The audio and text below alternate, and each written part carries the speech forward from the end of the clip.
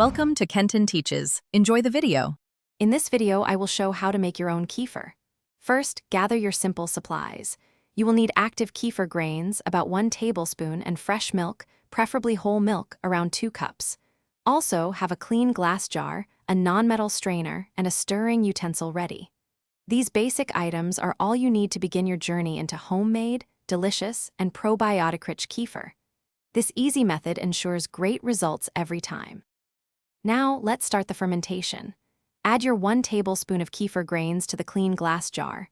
Pour in about 2 cups of fresh milk. Gently stir the mixture with a non-metal spoon. Cover the jar loosely with a coffee filter or a cloth secured with a rubber band. This allows air circulation while keeping contaminants out.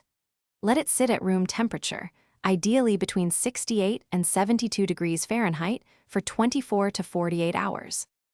After 24 to 48 hours, your kefir is ready to harvest. Place a non-metal sieve over a clean bowl or jar.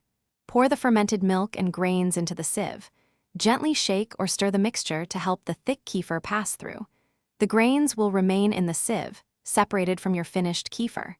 This step is crucial for separating your delicious drink from the reusable grains.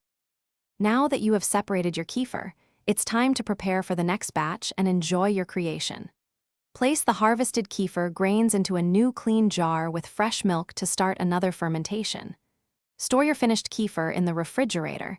It will stay fresh for about 5 to 7 days. You can drink it plain, blend it into smoothies, or add fruit for a tasty, probiotic-rich treat. Thanks for watching. Please subscribe if this video was helpful.